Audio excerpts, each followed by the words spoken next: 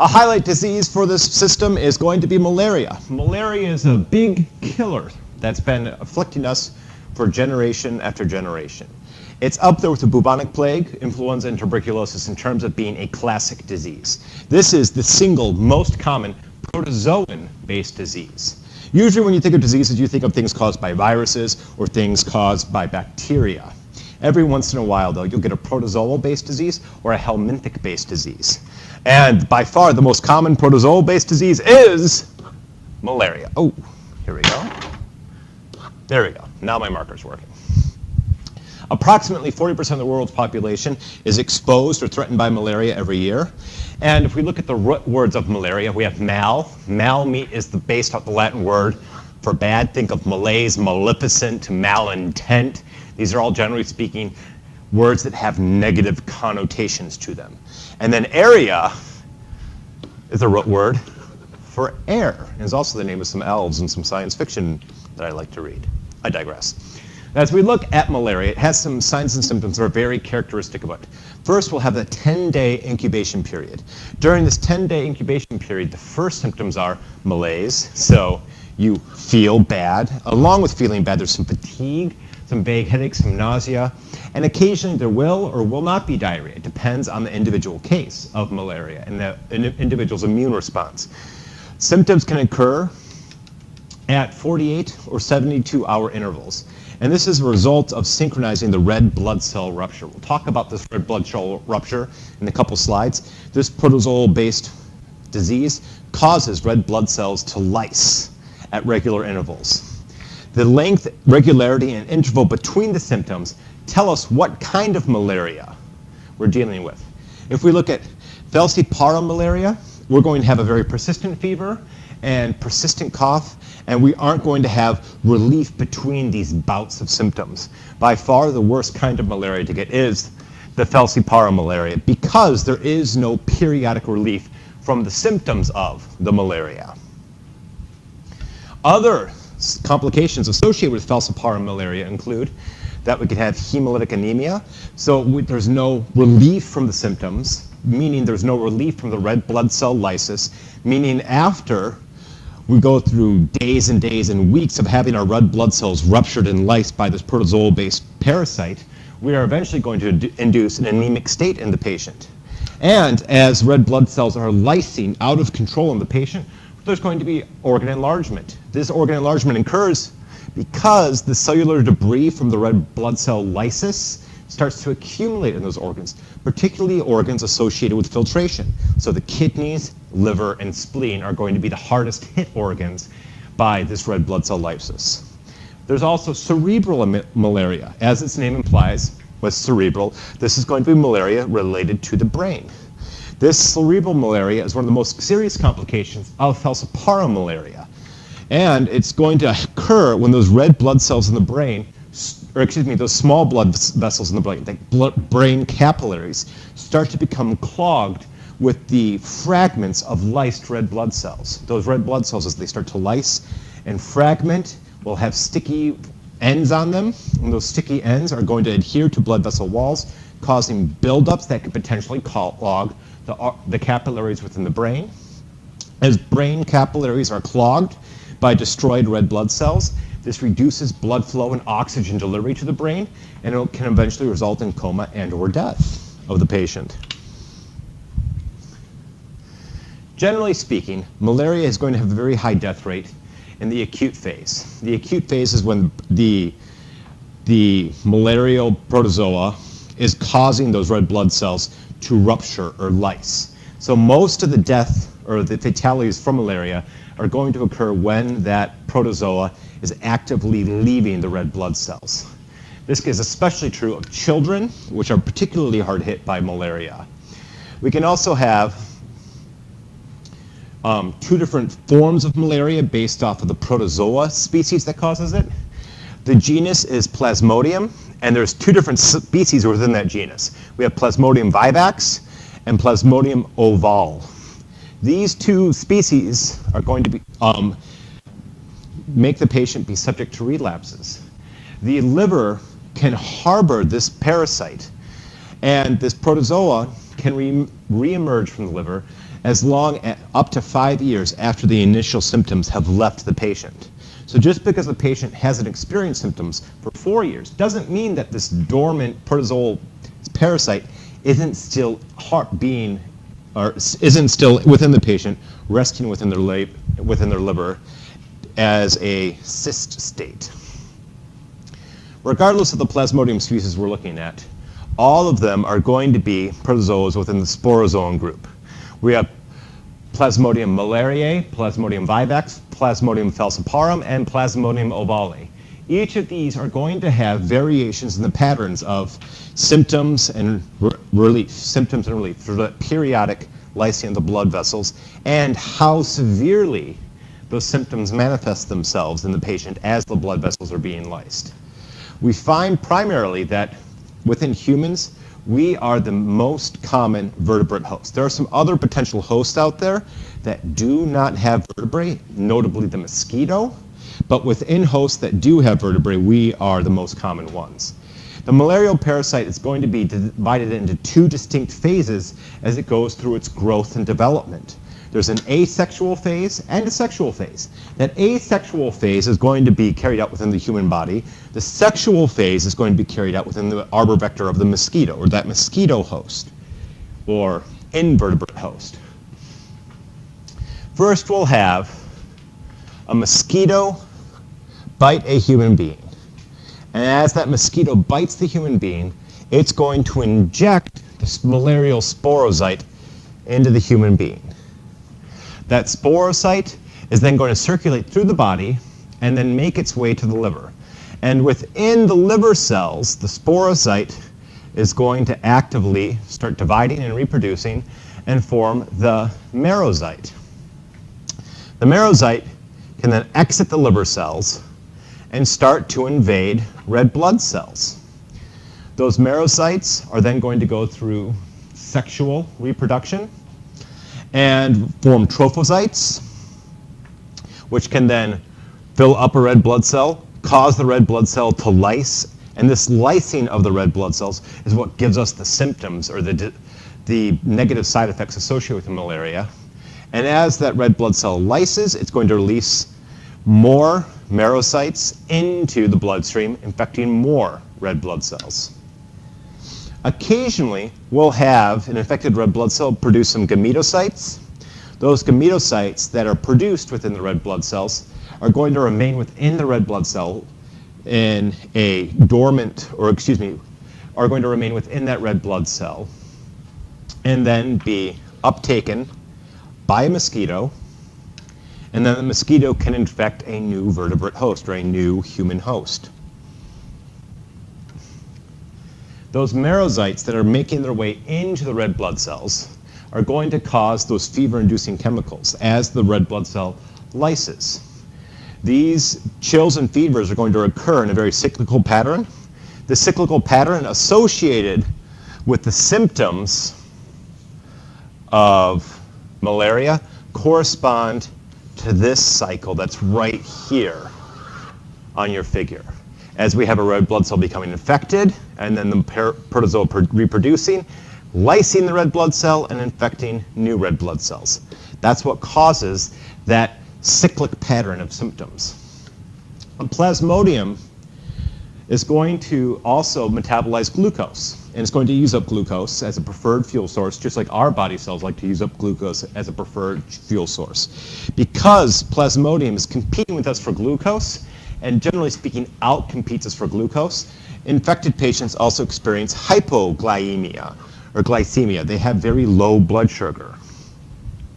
And as the Plasmodium parasite destroys red blood cells, the patient experiences a state of low red blood cell count and has anemia. And then finally, as malarial byproducts or metabolites accumulate in the liver and the immune system and in the spleen, we have enlargement of these organs that could eventually lead to organ failure. There's not a wide variety of mosquitoes that spread the malarial parasite. Most spreading of this parasite is going to be done by the female Anopheles mosquito. This disease, malaria, was once distributed worldwide. However, mosquito control within temperate areas has restricted this disease to a belt around the equator. So this disease is primarily going to be limited to tropical or subtropical areas and not in temperate climates anymore, thank goodness. However, we still receive about 300 million to 500 million, or up to 500 million new cases every year of malaria. That's quite a few people. 90% of those cases are going to be within Africa. Most frequently, victims are going to be children or young adults, and of those, 2 million people die annually from malaria. This is one of the biggest killers on the planet. Within the United States, we get about 1,000 to 2,000 new cases a year. Thankfully, most of the United States is a temperate area, and we have a much lower concentration of mosquitoes. Most of those cases of malaria that occur within the United States are going to be from someone who's traveled to a tropical or subtropical area, or being someone who's immigrated from one of those tropical or subtropical areas where malaria is endemic. To culture and diagnose malaria, we're first going to need to find our plasmodium in a blood smear. So there's going to need some blood drawn. That blood is then going to be stained, and then we can use a microscope to identify that specific plasmodium. However, there's some immune-based tests now, or serological procedures, that make our diagnosis process much more accurate and require less skill. Anyone who's taken a face-to-face microbiology lab knows how incredibly difficult it is to draw a sample, stain it, and then focus the microscope at 1,000 times total magnification to get a good view of what you're looking at. Usually the big limiting factor is going to be the precision or the resolving power of the microscope. These serological tests, though, primarily focus on clotting or whether or not there's going to be a color change. So those are much easier to perform and read. Sometimes we're going to have indicators that are associated with malaria. These indicators usually are going to be travel patterns or travel history of the patient. So if the patient has only lived in Siberia, or let's say northern Canada, their entire lifetime, in part of the world where there's no malaria, and they've never left that part of the world where there's no malaria, generally speaking, you wouldn't assume the patient has a malarial infection if they present the signs and symptoms of malaria. However, if the patient's from one of those tropical areas, or has recently traveled to a tropical area and is exhibiting those classic signs and symptoms, then you would start to think to yourself, maybe there's malaria present here. So if we look at where malaria is distributed in the world, we're going to have most of our malaria distributed around the equator. So someone who's lived in a far northern or far southern climate their entire life, generally speaking, won't be at risk unless they travel to one of those areas near the equator. To refresh or review again, the malarial parasite enters the bloodstream from a mosquito, that specific arbor vector. It then injects the parasite, which travels to the liver. From the liver, it travels to our red blood cells, and from the red blood cells, goes back into the mosquito to infect the next patient. To prevent malaria, we typically are going to focus on killing mosquitoes or preventing mosquitoes from coming in contact with human beings. There are some excellent stories about the formation or the construction of the Panama Canal and how the major barrier, the single biggest barrier to making the Panama Canal was the mosquitoes that carried this malaria plasmodium. We've been attempting right now to introduce sterile male mosquitoes into the population, and these sterile male mosquitoes are going to hopefully destroy or greatly reduce the mosquito populations that are known to harbor or carry the plasmodium protozoa. We as humans, though, can reduce our risk if we just avoid exposure to the mosquito. So, use mosquito netting, use screens, use mosquito repellents, remain indoors at night, and on the note of repellents, I should also mention that many strains of mosquitoes are now becoming resistant to mosquito repellents. A long sleeve shirt is much more effective than spraying a mosquito repellent on the surface of your skin. You can also just remain indoors. Don't expose yourself to where the mosquitoes are. And if you are traveling in an area where malaria is endemic, you could take your weekly dose of anti-malarial drugs that are prescribed prophylactically. The best prevention would come from a malarial vaccine. However, the problem with a malarial vaccine is that there are 4 different species of this protozoa that cause the disease, and they are rapidly mutating and changing because of their high population sizes, and because they exist in both sexual and asexual phase. It's really difficult to come up with a vaccine that will neutralize this plasmodium. So as of right now, there is no successful malarial vaccine. This is in progress and will be, I predict, for a very long time. Another potential strategy for fighting malaria would be the use of interfering RNAs, or iRNAs. These interfering RNAs would be able to render the mosquitoes, or be placed in the mosquitoes, and render the mosquitoes resistant to the plasmodium infection. Within the mosquito, the plasmodium protozoa exists in one state. And it would be easier to target that plasmodium within the mosquito. The downside is that it's very, very difficult to alter populations of wild organisms, and it may not potentially be ethical to do so. Quinine is the traditional treatment of malaria. This is a very bitter tasting compound. The subtype that was most commonly used is chloroquine. This form of medication is used for the non-resistant strains of the plasmodium disease. We also have mefloquine and primethamidine, plus sulfoxidine. These are going to be used on resistant strains of Plasmodium falciparum and Plasmodium vivax. We've also found that artemisinin, which is a plant compound, can also be very effective in treating these infections. Although we're starting to find resistance to this medication as well. Just like any other microorganism that has high population numbers and very short generation times, resistance can occur very quickly. Particularly when we have up to 500 million people being infected every year with malaria, we're going to have hundreds, thousands, quadrillions, or of trillions or quadrillions of new plasmodiums every year. So even if their mutation rate is very low, the incredibly high number of individual plasmodium parasites means that it's statistically likely that a new resistant strain of the plasmodium will emerge relatively quickly.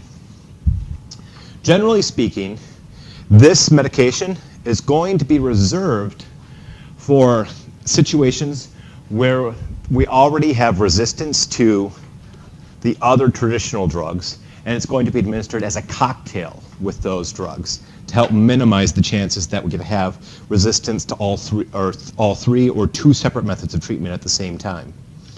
As a side story, one of the reasons why a gin and tonic is so popular is because within the tonic there was a high concentration of quinine, and that quinine was very bitter tasting. And British soldiers in Africa, India, and South America would spike their tonics that had high concentrations of quinine with gin to make it more palatable. And that's one of the reasons why still today within England and Britain, the gin and tonic remains a fairly popular beverage. So, concept check class. Malaria is primarily transmitted through arbovectors, direct physical contact, airborne droplets, fomites, or all of the above equally. If you don't know the answer, that is okay. Go ahead and rewind the video, or you can check your PowerPoint slides or the textbook. 5, 4, 3, 2, 1. The correct answer is A, arbovectors. Most notably, the mosquito is the primary method of transmitting malaria between human hosts. If you have any questions for me about this material, please feel free to post them in the discussion board or to shoot me an email. Happy studies.